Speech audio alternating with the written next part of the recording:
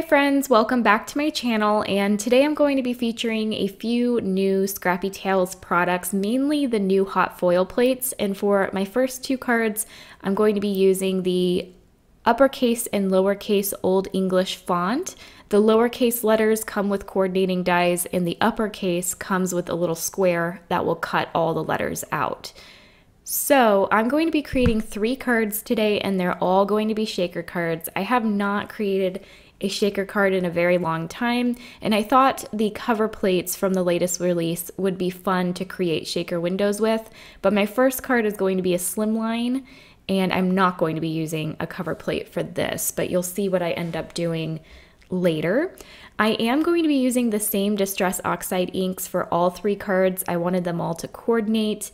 So the first ink I used was Carved Pumpkin. I went over that with Abandoned Coral, then picked Raspberry, and at the top I am adding Blueprint Sketch. I am blending on watercolor paper here, and I'm going to go over each ink twice. You can see I added a smudge of Blueprint Sketch at the bottom, and that's because it was very juicy. I buy my inks at Hobby Lobby when they're on sale, and some of the inks are very, very wet. So to kind of disguise that smudge, I thought I'd go around the panel with black soot. I wanted to darken this anyway because I want this to kind of be like a twilight or a sunset sky. But you can still kind of see it, but I know that there's going to be a frame on top, so in the end, it ends up being okay.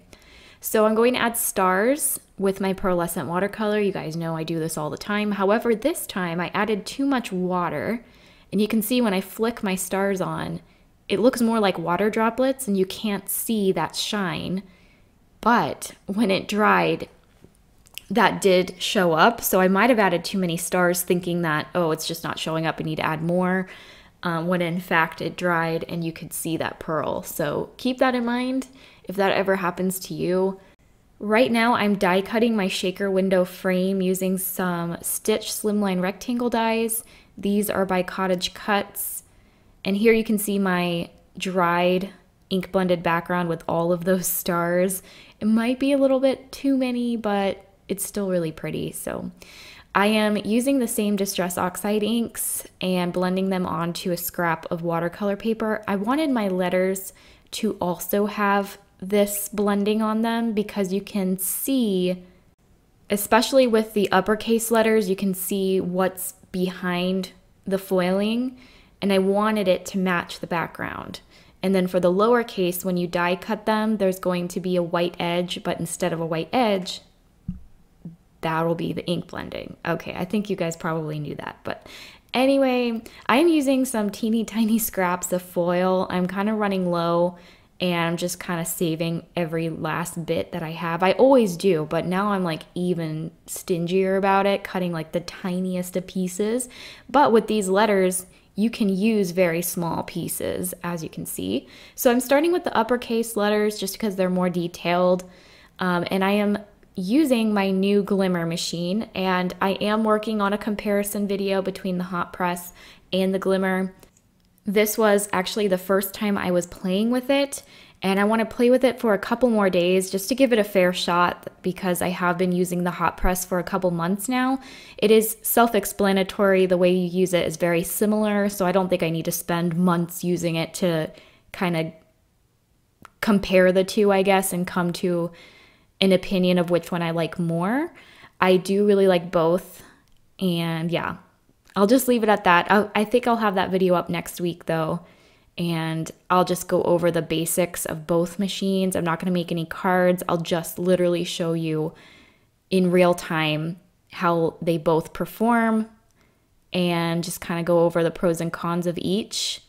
One con I will say with the Glimmer is that it's really hard to pull it out of the platform. And you can see I have the big boy Sizzix machine. I do have the smaller, like big kick. I think that's what it's called. So I'm gonna, from now on, use that. That's at my mom's house. I only had this big one, but I think that'll just be kind of easier because I have a smaller desk. So yeah, and it'll also be easier to film. So now I'm doing the lowercase letters. Some of the letters I have to double up on to spell out the sentiment that I want. So that's what I'm doing here with that single letter. And here is the final result. I went with a silver foil, and I did not get any overfoiling, which was nice. And here you can see I'm just die cutting the uppercase letter with the squares that come in the set, and then I'm using the coordinating dies to cut out the lowercase letters. I did die cut each lowercase letter and each square twice from heavyweight white cardstock to back behind my foiled letters to give them some dimension. This does add a little bit of extra time, but I prefer it over cutting small pieces of foam tape, and I have a little container on my desk of white scraps, so I always pull from that pile when I die cut things like this. So I'm basically utilizing every last scrap of heavyweight cardstock that I have. And I do buy Nina 110 pound, which does cost a little bit more, but it's very high quality white cardstock, very heavyweight. So that paper, I try to keep as much of it as possible, but I never know what to do with those teeny tiny scraps. And so I'm glad that I can use those. All right, so you can see that I spelled out the sentiment, "You are magical." I will have a fairy to the bottom right, and right now I'm just gluing some silver stars around the background. These are from the A2 cloud cover plate. They were leftovers from a previous card. And right now the letters are very reflective against the camera, but I promise you guys in real life, they're just stunning, especially when you tilt it in the light. And I love how the letters kind of blend in with the background. So I wanted to add a little bit of interest to my shaker frame. So I have some vellum clouds that I die cut using the Everyday Border Set 2. There is a cloud border that is slimline sized. So I cut 2 of those. I'm going to add 1 to the top and bottom of this frame. And I love that vellum is partially see-through, so you're going to see that blending, but it's just going to add a little bit of interest.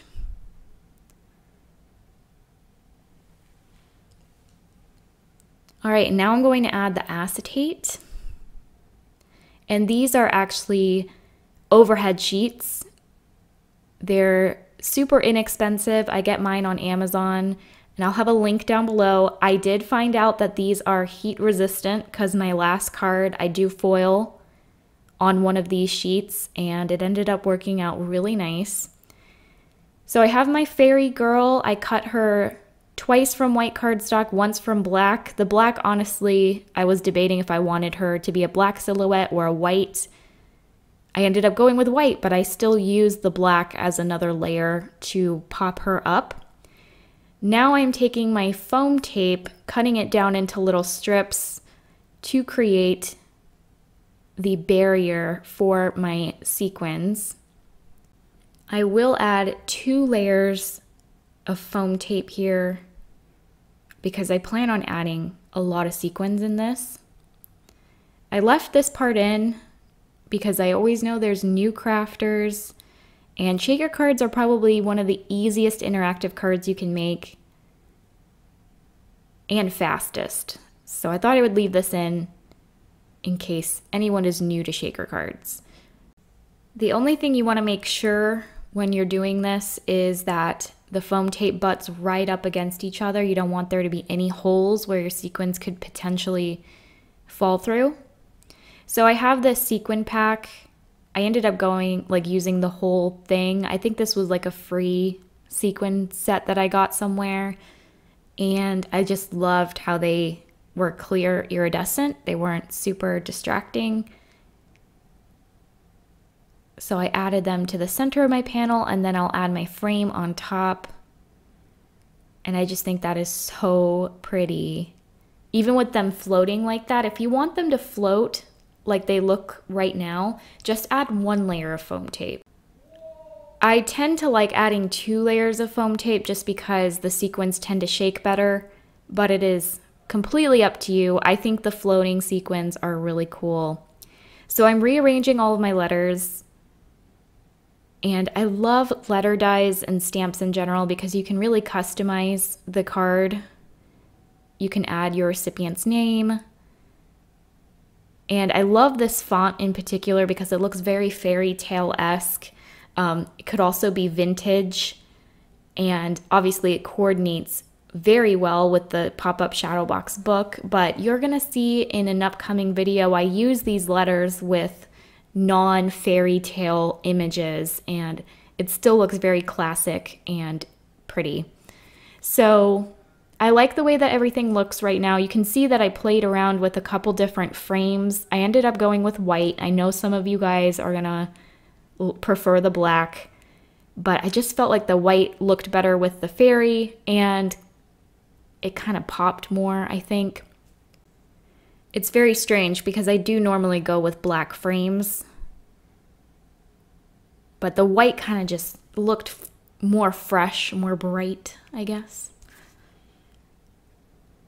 All right, so I think this finishes up my card. I did give her a star to hold in her hand. Then all I have to do is add this to a slimline card base. I went with 8 3/4 by 3 3/4.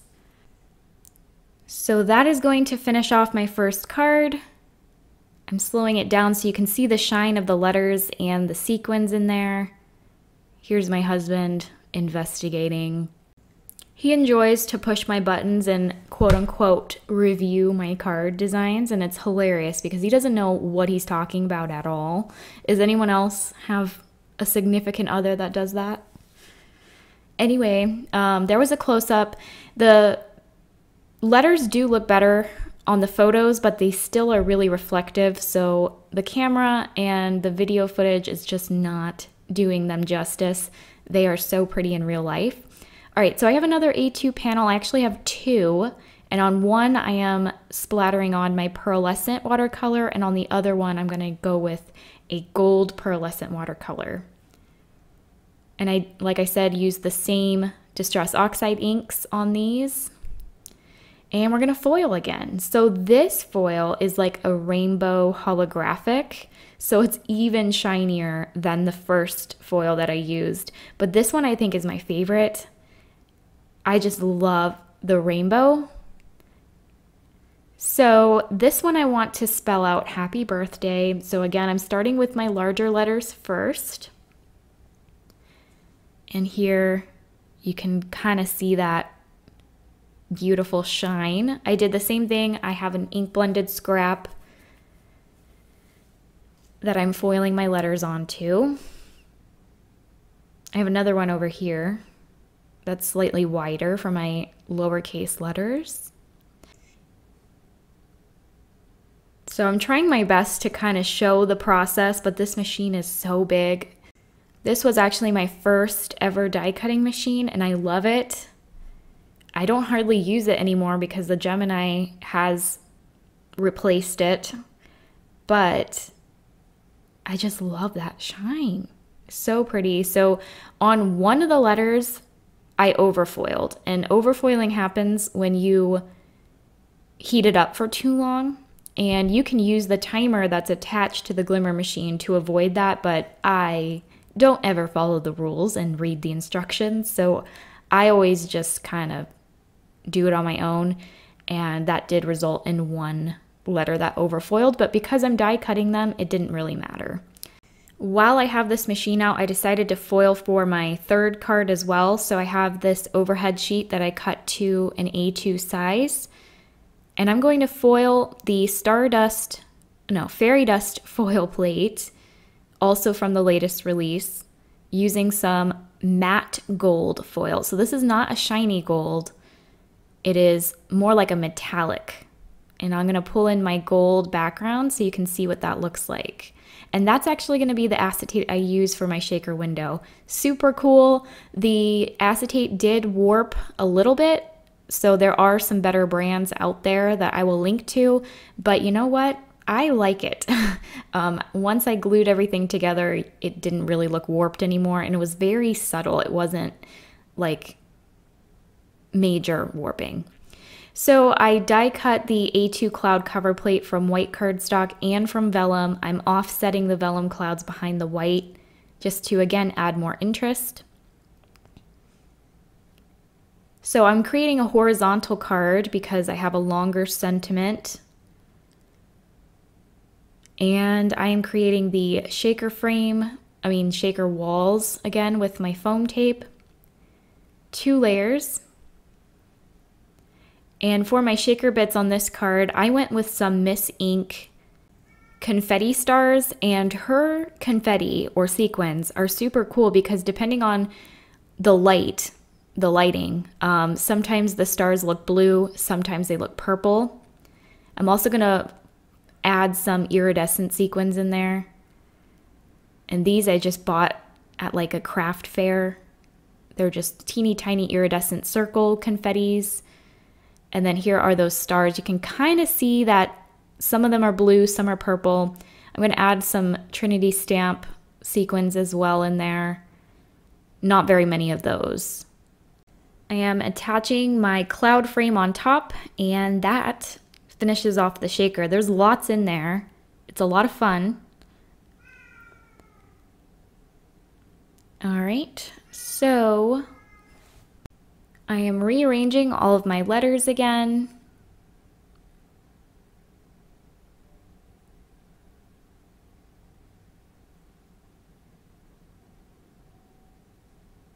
Trying to evenly space them apart. I'm eyeballing everything here. And again, I have some of these leftover silver stars that I'm going to scatter around. Included in the A2 cloud cover plate is a shooting star that I'm going to add to the top right. I also have a couple like purple stars that I also added. And then I like the way that everything looks now, so I will go ahead and glue down my letters. And I'm gluing on acetate so it's slick, so just be sure that you give it enough time to really stick down. I think this one out of the 3 is my favorite.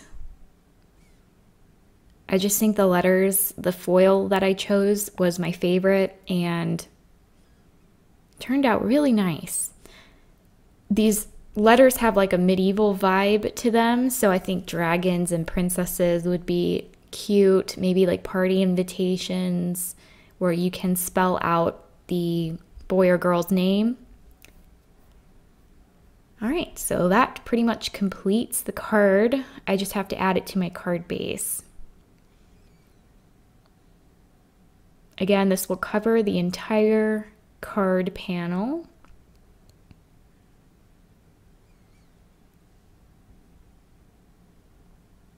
And that will complete my second card. All right, for my final card, I wanted to use the Forest A2 cover plate. So here I'm showing you that that was the cloud, and this one is the forest. So I'm going to cut that out from black cardstock. And I want to use the silhouettes of the 2 fairies sitting together. That comes in the Fairy Silhouettes die set. And then I'll go ahead and glue my acetate window behind the forest cover plate.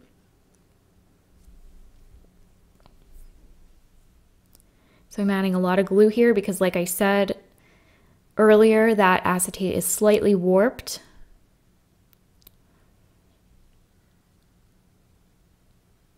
But I think that effect is so cool because the stars look like they're floating in a way. All right, so I'm gonna give my fairy girls some dimension. So I cut them twice from heavyweight white cardstock. And then I wasn't sure if I wanted to go with a black silhouette or a gold silhouette. I ended up going with the gold one. I just felt like it popped a little bit more.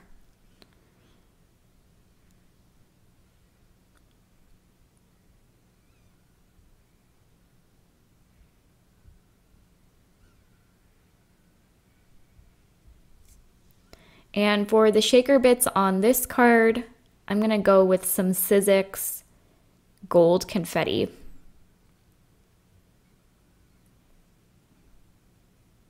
All right, so I'm going to glue them to the tree stump going across the two trees.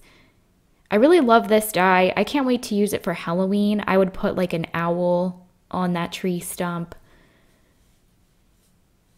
Or what else could you put on that? For spring, you can do regular birds. You can cut the branch off and do more of a winter card.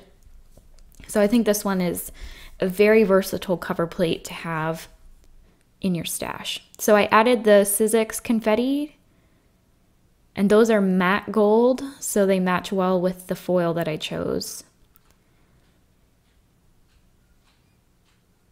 So this one is the most subtle of the three, but I like that you can see a lot of that ink blended background. So because my card is black, I wouldn't normally do this, but it was kind of bothering me that I could see the white edges. So I went ahead and cut some skinny strips of black cardstock, and I'm gluing it all the way around the frame of my card to cover that white foam tape. It just looks cleaner. Is it necessary? No. But I do appreciate all the details. I did stamp a sentiment on the inside of the card, and I'll show you guys that at the end. I used the Fairy Sentiment 6x6 stamp set, and I stamped out, or I gold heat embossed, "Have a very nice day."